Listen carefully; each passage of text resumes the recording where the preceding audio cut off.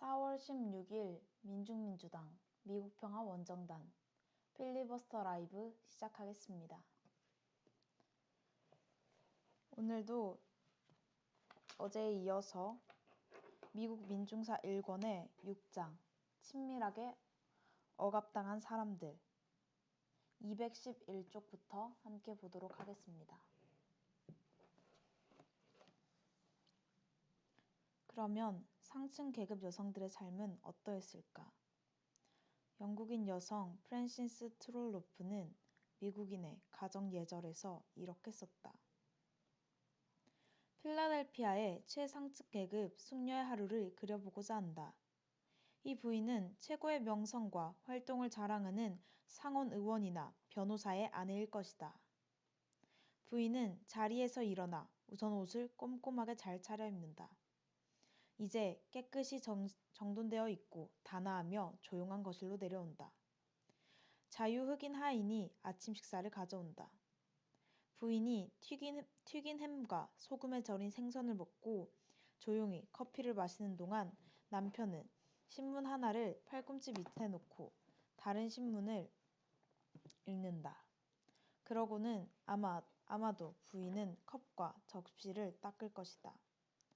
마차는 11시에 대령하게끔 말해놓았다.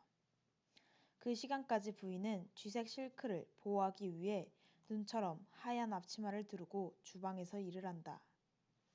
마차가 대령하기 20분 전에 부인이 침실로 돌아와서 여전히 눈처럼 하얀 앞치마를 털어서 개어두고 화려한 드레스를 다림질하고 우아한 보닛을 쓰고는 아래층으로 내려가는 바로 그 순간 자유흑인 마부가 자유흑인 하인에게 마차가 기다리고 있음을 알린다. 부인은 마차에 올라 도커스 협회로 가자고 명령한다. 로웰에서는 여성노동개혁협회가 공장 소책자를 시리즈로 출간했다. 첫 권은 한 직공을 통해 본 공장 생활이라는 제목으로 직물 공장의 여성에 대해 이렇게 주장했다. 그들은 어느 모로 보나 노예 그 이상도 그 이하도 아니다. 새벽 5시부터 저녁 7시까지 생리적 욕구를 처리할 수 있는 단 1시간을 제외하고 계속 일할 것을 요구하는 노동 조건에 종속된 노예. 권력자의 의지와 요구에 종속된 노예. 1845년 뉴욕선은 이 문제를 이렇게 보도했다. 젊은 여성들의 대중집회. 우리는 근면하게 일에 종사해온 도시의 젊은 여성들로부터 오늘 오후 4시에 공원에서 열릴 대중집회에 관심을 갖도록 해달라는 요청을 받았다. 우리는 또한 이 도시의 남성들의 정중함에 호소할 것을 요청받았으며 스스로의 이익을 위해서는 스스로 협의하는 것이 더 좋을 것이므로 남성들이 이 집회에 참석하지 말 것을 정중히 부탁하는 바이다. 그 무렵 뉴욕 헤럴드는 노동 조건의 부당함과 억압을 시정하려는 노력 속에서 모인 집회에서 대부분 가장 흥미로운 옷차림과 외모를 보여주는 700명의 여성에 관한 기사를 실었다. 헤럴드는 이런 집회들을 사설로 다루었다. 우리는 이 집회가 어떤 종류의 여성 노동에 얼마나 많은 이익을 주면서 끝나게 될지 매우 우려하고 있다. 모든 결사는 결국 무위로 끝나기 마련이다. 낸시 코트의 여성성의 굴레는 제목부터 19세기 초에 여성들에게 일어났던 일에 대한 저자의 이중적인 견해를 반영한다. 여성들은 가정에 있어서 여성의 영역이라는 새로운 이데올로기의 굴레에 걸려들었으며 공장이나 심지어 중간 계급의 직업으로 밀려날 때에도 또 다른 종류의 속박을 발견하게 됐다. 다른 한편으로 이런 조건 때문에 여성들은 자신들의 처지에 관한 공통된 의식을 만들어냈고 그들 사이에서 연대의 결속을 벼려내게 됐다. 고등교육을 받을 수 없었던 중간계급 여성들은 초등학교 교사직을 독점하기 시작했다. 여성 교사들은 더 많이 읽고 더 많이 전달했고 교육 자체가 낡은 사고방식을 전복시키게 됐다. 그들은 잡지와 신문에 글을 쓰기 시작했고 여성을 대상으로 하는 몇몇 출판물 제작에 착수했다. 1780년부터 1840년 사이에 여성들의 문자 해독률이 2배로 향상됐다. 여성들이 보건 개혁가가 됐다. 그들은 성적 행태와 매춘부의 희생에 관한 이중적인 기준에 대항하는 운동을 전개했다. 종교 단체와도 결합했다. 그들 가운데 몇몇 유력한 사람은 노예제 반대 운동에도 가세했다. 1840년대에 뚜렷한 페미니즘 운동이 출현할 때쯤이면 여성들은 이미 경험이 풍부한 조직가, 선동가, 연설가가 되어 있었다. 1819년에 여성교육이라는 주제로 뉴욕 주의회에서 연설한 에마 월러드는 한 해 전에 토머스 제퍼슨이 여성은 거의 예외 없이 쓰레기 더미에 불과한 소설을 읽어서는 안 된다고 한 주장을 반박했다. 또한 같은 이유로 많은 시에 탐닉해서는 안 됩니다. 제퍼슨은 여성 교육이 꾸미고 장식하는 일과 인생의 즐거움에 집중되어야 한다고 말했다. 여성의 경우에 사교춤과 그림, 음악 등이 그것입니다. 에마 월러드는 주 의회에서 여성 교육이 여성들의 젊음과 아름다움이라는 매력을 이용하기 위해 너무 배타적으로 이를 꾸미게 만드는 데에만 초점을 맞추고 있다고 주장했다. 윌러드 말에 따르면 문제는 아무리 우연히 만들어질지언정 남성의 취향이 여성의 특징을 형성하는 기준으로 되어 있다는 사실이었다. 윌러드는 이성과 종교가 우리 역시 본래적인 존재이지 남성의 부속물이 아니라는 점을 가르쳐주고 있다고 주장했다. 1821년 윌러드는 소녀 교육을 위해 최초로 공인된 기관인 트로이 여자 전문학교를 설립했다. 훗날 윌러드는 학생들에게 인간의 신체에 관해 가르침으로써 사람들을 당황하게 만든 일을 적어뒀다. 학교의 한 교실을 방문한 30대 초반의 어머니들은 한 학생이 혈액의 순환을 설명하기 위해 칠판에 심장과 동맥, 정맥을 그리는 광경을 보고 너무도 놀라 부끄럽고 당황한 채 교실을 나섰다. 소녀들의 정숙함을 유지하고 너무 자주 동요하지 않게 하기 위해 인간 신체를 묘사한 교과서의 몇 페이지를 두꺼운 종이로 풀칠해서 붙여버렸다. 여성들은 남성 전용의 직업학교에 들어가기 위해 분투했다. 1835년에 개업한 여성의사 해리어트 헌트 박사는 하버드 의과대학에서 입학을 2차례 거부당했다. 그러나 헌트는 여성과 어린이를 주 대상으로 진료를 계속했다. 헌트는 식이요법, 운동요법, 위생법, 정신건강 등을 굳건히 믿었다. 1843년에는 부인 생리학협회를 조직하고 매달 강연을 했다. 헌트는 또 독신에 대한 인습에 도전하면서 혼자 살았다. 엘리자베스 블랙웰은 1849년에 의학학위를 받았는데 제네바 대학에 입학하기 전에 여러 번 태자를 맞는 시련을 극복한 뒤의 일이었다. 그 뒤 블랙웰은 가난한 여성들이 같은 여의사와 상담할 수 있는 기회를 제공하기 위해 가난한 여성과 어린이를 위한 뉴욕 진료소를 설립했다. 첫 번째 연차 보고서에 블랙웰은 이렇게 적고 있다. 첫 번째 의료 상담은 매우 진기한 경험이었다. 초로의 부인이 폐렴이 심했기 때문에 나는 명망 있고 친절한 의사를 상담에 모셔왔다. 이 신사는 환자를 살펴본 뒤 나와 함께 응접실로 나왔다. 거기서 그는 다소 흥분한 채 방을 서성이면서 큰 소리로 외쳐댔다. 아주 특이한 경우야. 전에는 이런 일이 한 번도 없었는데 도무지 어떻게 해야 할지 모르겠는걸? 폐렴이 분명했고 보통 이상으로 위험한 경우가 아니었기 때문에 나는 놀라고 크게 당황한 채 그의 말에 기울였다. 그러나 결국 나는 그가 당황했던 이유는 환자 때문이 아니라 나와 관계되는 것, 즉 여자 의사와 상담할 때 예절 때문이라는 사실을 알게 됐다. 오벌린 대학은 여성을 입학시키는데 선구자 역할을 했다. 그러나 신학부에 입학한 최초의 여성으로 1850년에 졸업한 앤트워네트 브라운은 학년 초에 출석부에서 자신의 이름이 빠져 있음을 발견했다. 오벌린은 루시 스톤과 더불어 만만찮은 적수를 만나게 됐다. 평화협회와 노예제 반대 활동에 적극적이었던 스톤은 유색인종 학생들을 가르쳤으며 소녀들을 대상으로 토론회를 조직했다. 스톤은 졸업 연설문 작성자로 선발됐는데 남학생이 연설문을 읽어야 할 것이라는 말을 들었다. 스톤은 연설문을 쓰지 않겠다고 했다.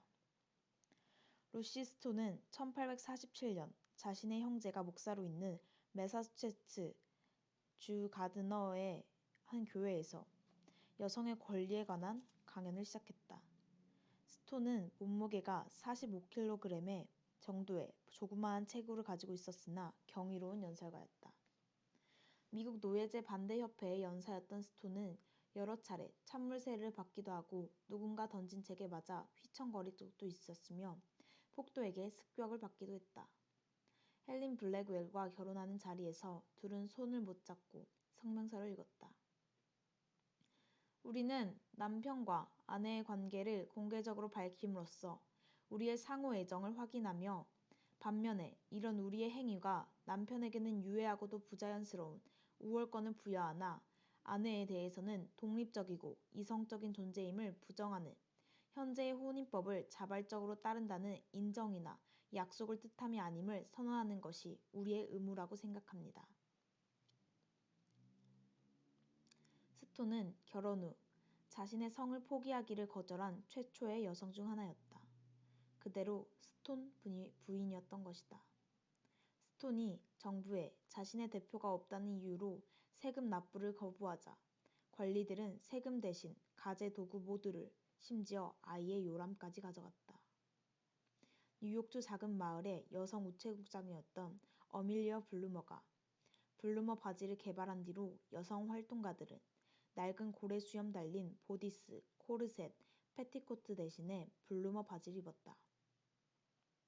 당시 여성운동 지도자의 한 사람이었던 엘리자베스 캐디 스텔턴은 블루머 바지를 입은 사촌을 처음 본 순간의 느낌을 이렇게 적고 있다. 사촌이 한 손에는 램프를 들고 다른 손에는 아이를 안은 채 쉽고 우아하게 계단을 오른다.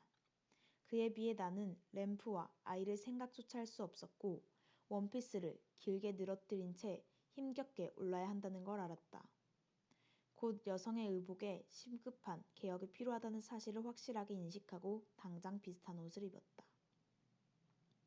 다른 개혁운동, 노예제 반대운동, 금주운동, 복장에 관련된 운동, 감옥의 처우 개선 운동에 관여하게 된 뒤로 여성들은 그들 자신의 처한 상황으로 방향을 돌려 대담하게 직접 부딪혔다.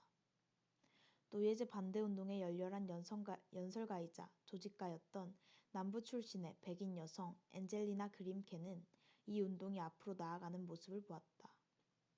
우선 우리 모두 수백만 남녀 노예를 굴욕적인 처지에서 끌어올려 인간으로 되돌려 넣기 위해 국민들을 일깨웁시다. 그러면 수백만 여성을 그들의 무릎 아래에서 끌어내어 스스로 설 수 있게끔 하는 일, 다시 말해 그들을 어린아이에서 여성으로 변화시키는 일은 쉽게 해결될 것입니다. 아마 마거릿 풀러는 페미니스트 가운데 가장 뛰어난 지식인이었을 것이다. 19세기의 여성에서 밝힌 풀러의 출발점은 남성의 마음속에는 노예를 바라보는 것처럼 여성을 대하는 정서가 존재한다는 것이었다. 풀러는 말을 이었다. 우리는 모든 독단적인 장벽을 무너뜨릴 것이다. 우리는 여성에게도 남성과 마찬가지로 자유를 향한 모든 길을 열어 젖힐 것이다. 그리고 여성에게 필요한 것은 한 여성으로서 행동하거나 지배하는 것이 아니라 하나의 자연으로서 성장하고 하나의 지식인으로서 분별하며 하나의 영혼으로서 아무 방해도 받지 않고 자유롭게 살아가는 것이다. 극복해야 할 장애물은 많았다. 19세기 중반의 가장 대중적인 작가 중 한 명이었던 존 토드 목사는 새로운 페미니즘적 의복 양식을 이렇게 논평했다. 일각에서는 블루머 바지를 입음으로써 반남성이 되려고 노력하고 있다. 나는 왜 그런 일이 있을 수 없는지를 한마디로 이야기하고 싶다. 말하자면 이렇다. 자고로 여자란 기다란 드레스를 걸쳐야 아름다운 것이다. 그런 여자는 우아하게 걷는다. 여자가 달리려고 하는 순간 매력은 사라진다. 긴 드레스를 벗어버리고 짧은 바지를 입게 되면 다리가 드러나게 되어 우아함과 신비감이 모두 사라져버린다.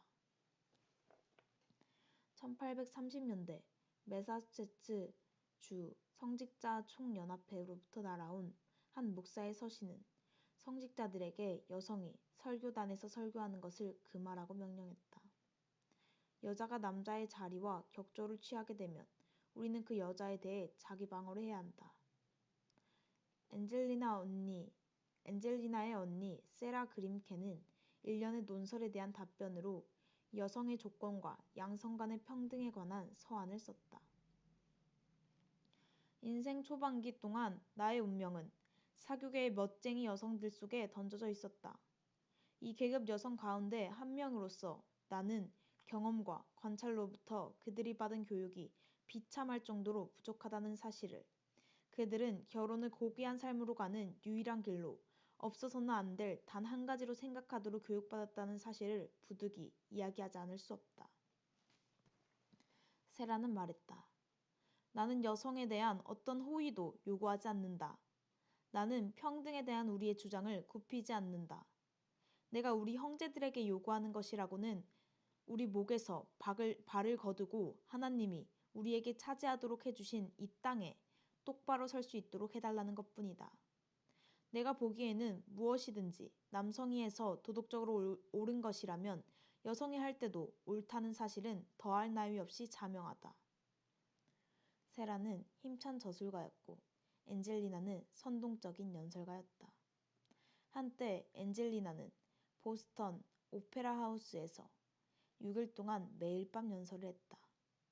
양성 간의 평등은 보통 사람들의 생각에는 너무도 터무니없는 것이어서 노예제 폐지 운동에 해가 될 우려가 있으므로 그런 평등을 주장해서는 안 된다는 일부 호의적인 노예 폐지론자의 주장에 대해 엔젤리나는 이렇게 답했다.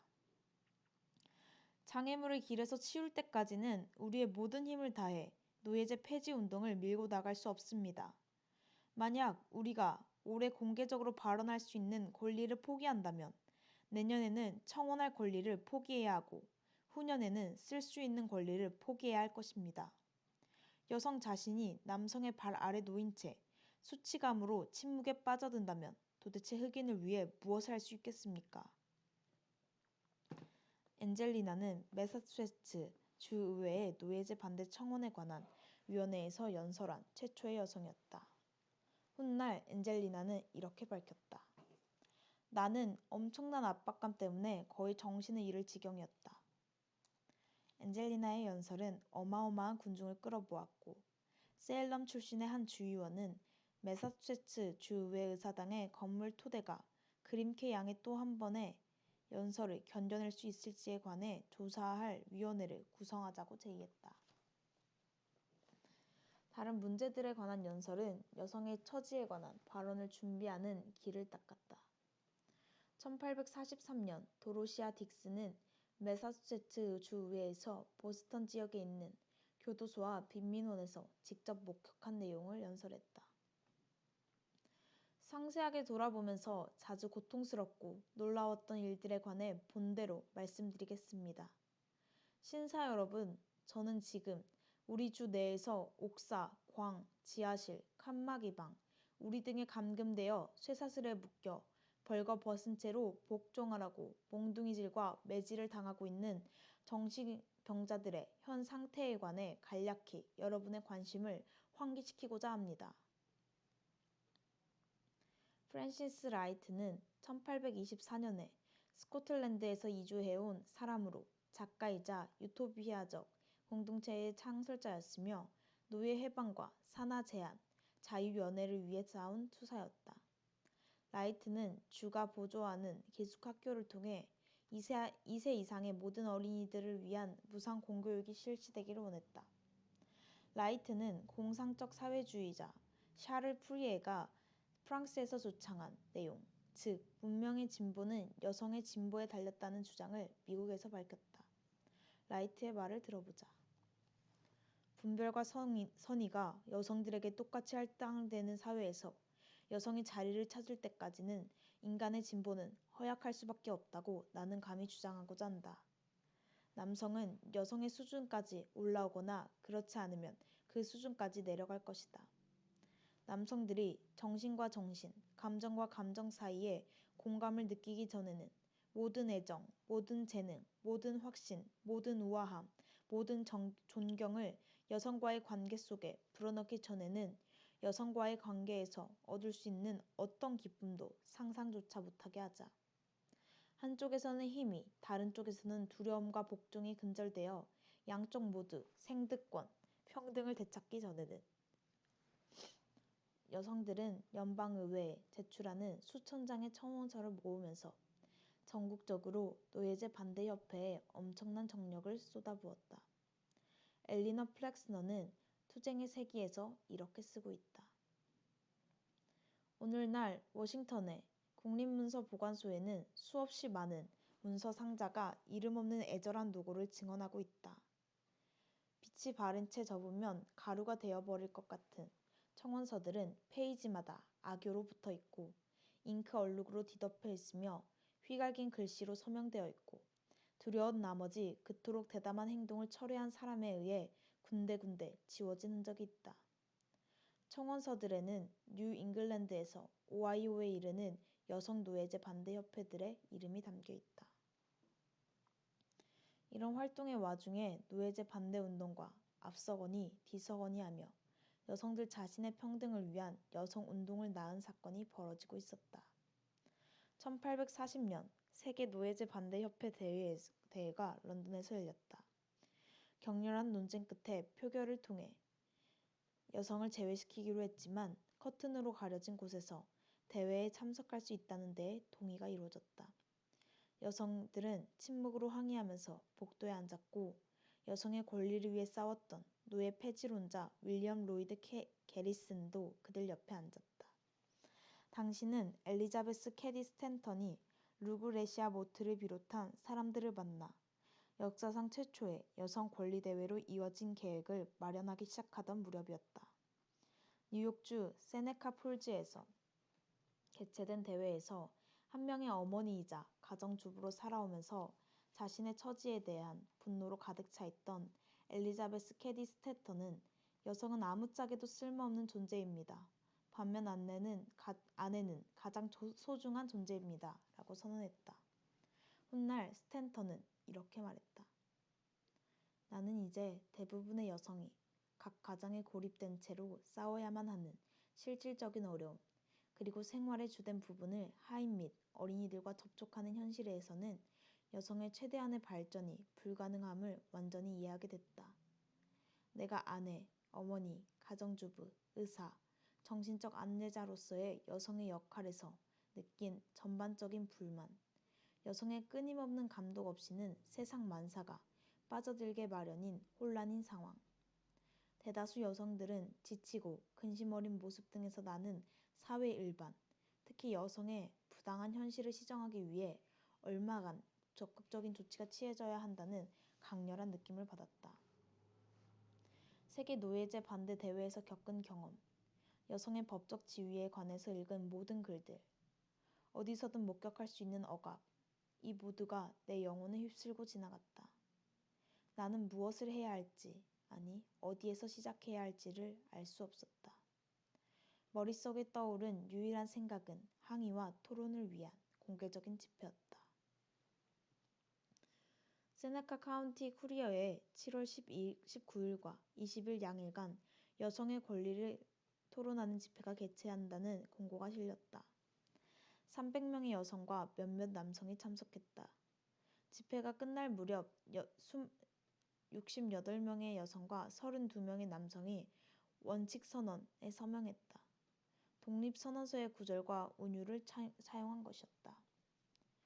인류의 역사에서 지구상의 사람들이 가족 내에서 남성의 몫이 지금까지 그들이 차지해왔던 것과는 다른 어떤 지위라고 생각할 필요가 있게 되면 우리는 모든 남성과 여성은 평등하게 태어났고 조물주는 몇 개의 양도할 수 없는 권리를 부여했으며 생명과 자유와 행복의 추구가 그것이라는 사실을 자명한 진리라고 주장했다. 인류의 역사는 여성에 대해 절대 전제 정치를 세우는 것을 직접적인 목적으로 해 남성이 여성에게 위해와 강탈을 되풀이한 역사이다. 이런 사실을 밝히기 위해 다음에 사실을 공정하게 사리를 판단하는 세계에 표명하는 바이다. 불망사항이 이뤄진다. 선거권은 물론이며 임금이나 재산에 대한 권리가 없고 이혼할 권리도 없으며 고용 기회도 불평등하고 대학에 입학할 수도 없다. 마지막으로 남성들은 여성들이 갖는 스스로의 힘에 대한 확신을 파괴하고 자존심을 죽이며 여성들로 하여금 의존적이고 비천한 삶을 영위하게 만들기 위해 가능한 모든 방면에서 노력해왔다. 그러고는 이런 상황을 비롯한 결의안이 이어진다. 여성의 양심이 지시하는 사회적 위치를 차지하지 못하게 하거나 남성보다 열등한 지위에 놓이게 하는 모든 법률은 위대한 자연의 법칙에 반하는 것이며 따라서 효력이나 권위를 갖지 못한다. 세네칼 폴즈의 여성 대회 이후 전국 각지에서 여성 대회가 뒤를 이었다. 1851년에 열린 한 대회에서는 뉴욕에서 노예로 태어난 키가 크고 여윈, 나이든 흑인 여성이 회색 드레스에 흰 터번을 두른 채 토론을 주도하는 몇몇 남성 성직자들의 말에 귀를 기울이고 있었다. 서저너 트루스였다. 트루스는 자리를 박차고 일어나 성적 분노에 인종적 분노를 결합시켰다. 저기 계시는 남자분께서는 여성은 마차에 오르려면 도움을 받아야 하며 도랑을 건너기 위해서도 도움을 받아야 한다고 말씀하셨습니다.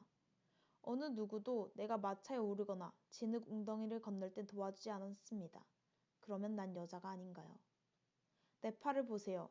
나는 쟁기질을 했고 씨를 뿌렸으며 수확한 곡식을 헛간에 모았지만 어떤 남자도 나보다 잘하진 못했습니다. 그러면 난 여자가 아닌가요? 기회만 주어지면 나는 남자들만큼 많은 일을 하고 많이 먹었으며 그만큼 매질도 당했습니다. 그러면 난 여자가 아닌가요? 나는 13명의 아이를 낳았고 아이들 대부분이 노예로 팔려 떠나가는 것을 보았으며 내가 어머니의 슬픔에 마음 아파 크게 울고 있었을 때 예수 말고는 아무도 나에게 귀를 기울여주지 않았습니다. 그러면 난 여자가 아닌가요? 그리하여 여성들은 1830년대와 1840년대, 1850년대에 자신들을 여성의 영역에 가두려는 시도에 저항하기 시작했다. 그들은 죄수, 정신 이상자, 흑인 노예, 그리고 모든 여성을 위한 모든 종류의 운동에 참여하고 있었다. 이런 운동이 한창이던 와중에 정부의 힘과 돈의 위세와 더불어 더 많은 땅에 대한 탐색, 즉 국토 팽창을 향한 자극이 폭발하고 있었다. 네, 여기까지가 오늘 4월 16일 필리버스터 라이브에서 함께 본 내용입니다. 3일 동안 6장 친밀하게 억압당한 사람들을 함께 살펴보았습니다. 이제는 양성평등이라고 하는 얘기가 이런 얘기를 한다고 해서 누군가 손가락질을 하거나 비난을 하거나 정신 이상자로 생각하는 그런 사회는 아니죠. 아니게 되었습니다. 하지만 여전히 사람이 사람답게 살아가지 못하는 사회이기 때문에 수많은 여성들 그리고 또한 남성들 모든 사람들이 결국은 여전히 억압받고 차별받고 그런 사회입니다. 이런 목소리가 그리고 지금의 이런 투쟁의 역사, 저항의 역사를 살펴보며 얻을 수 있는 것 중에 하나는 이런 목소리가 계속 존재해 왔기에 그래도 점차 변화가 되어 왔고 결국 민중이 원하는 그 사회로 나아가고 있다라는 그 사실을 파악할 수 있다라는 것이 이런 역사를 읽는 중요한 의의이지 않을까라는 생각이 듭니다. 네. 아직도 많은 차별과 아직도 많은 억압이 존재하는 것이 사실입니다. 결국은 민중이 해방되는 그 사회만이 민중이 주인이 되고 중심이 되는 사회만이 민중의 한 부분이자 정말 세상의 절반을 떠받들고 있는 여성이라는 존재에게도 진정한 해방이 찾아오지 않을까라는 생각이 듭니다. 네, 그러면 여기까지 오늘 함께 살펴보도록 하겠고요. 내일부터는 다시 7장 풀이 자라거나 물이 흐르는 한을 함께 보도록 하겠습니다. 네, 이상으로 4월 16일 민중민주당 미국평화원정단 필리버스터 라이브 마치겠습니다.